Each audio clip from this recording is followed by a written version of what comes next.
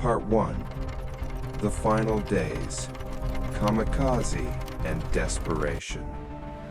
After Leyte Gulf, the Imperial Navy was effectively dead. There were no more carriers, no experienced pilots, and no fuel. Meanwhile, the American fleet continued to grow, to the point that its battleships could sail casually up to the Japanese coast and bombard factories with impunity. In February 1945, Ugaki was appointed commander of the 5th Air Fleet in Kyushu. His primary weapon was the kamikaze attack. This was not an effective tactic. It was all they had left. Ugaki organized the Operation Kikusui attacks, sending hundreds of minimally trained young pilots on suicide missions against the American fleet off Okinawa. These attacks caused casualties, but they didn't stop the American advance. They sank no capital ships.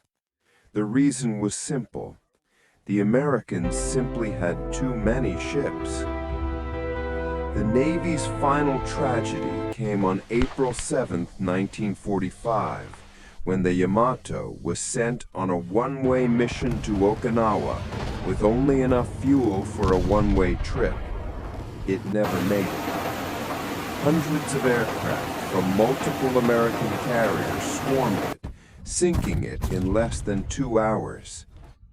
The unsinkable symbol of Japanese naval power was annihilated.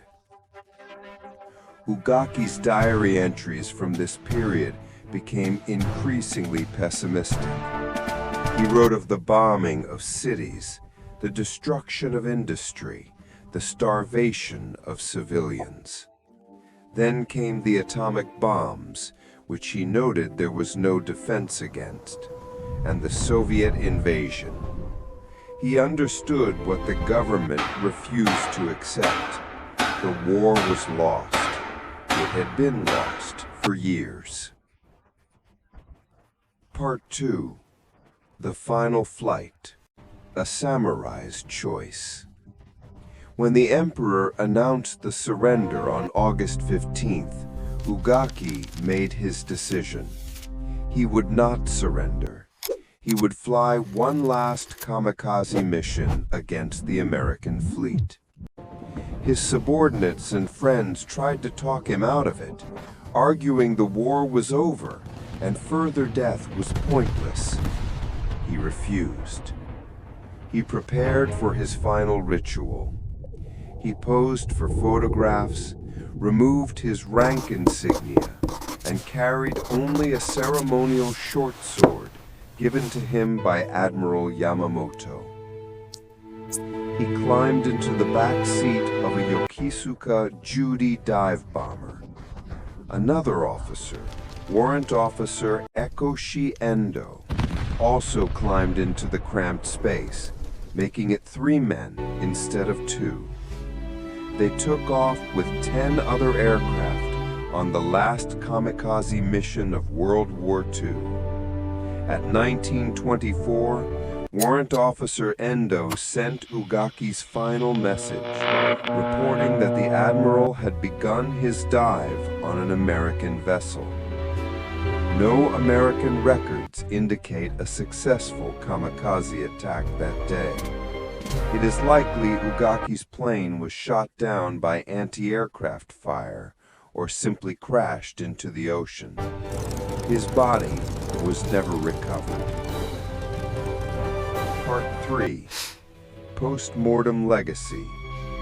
The unarguable truth of numbers.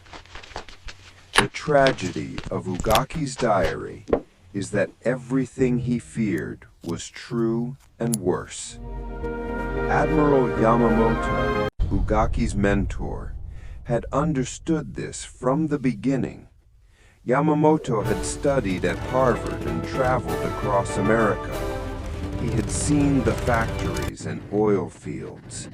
He had opposed the war, telling his staff, I can run wild for 6 months or a year, but after that, I have utterly no confidence." He was astonishingly accurate. From Pearl Harbor, December 1941, to Midway, June 1942, was exactly 6 months. After Midway, Japan never won another major naval engagement.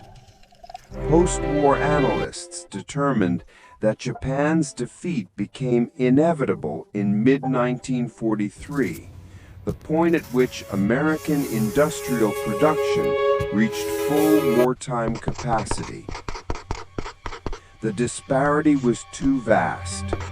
Steel, US 80 million tons a year versus Japan 7 million tons a year.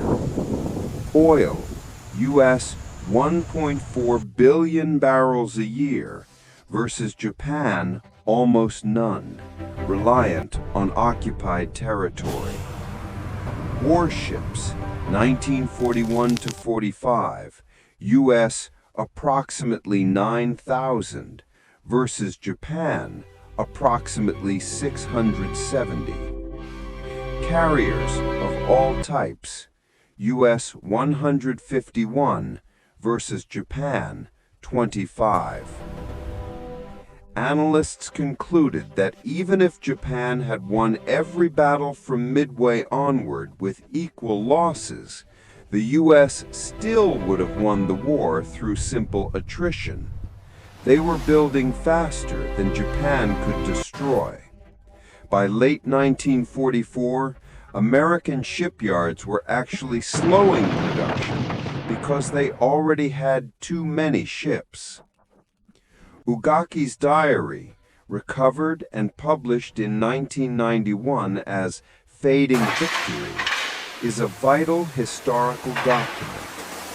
It shows a professional naval leader whose assessment of his enemy's industrial capacity was remarkably accurate.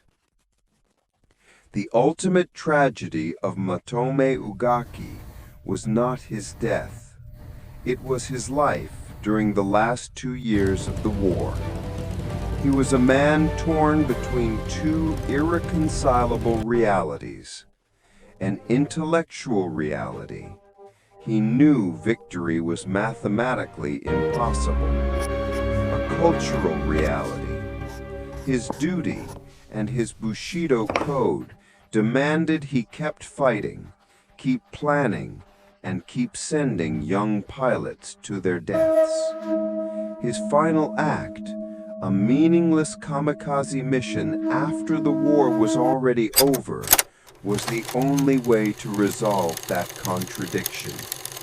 It was an admission that logic and mathematics had won.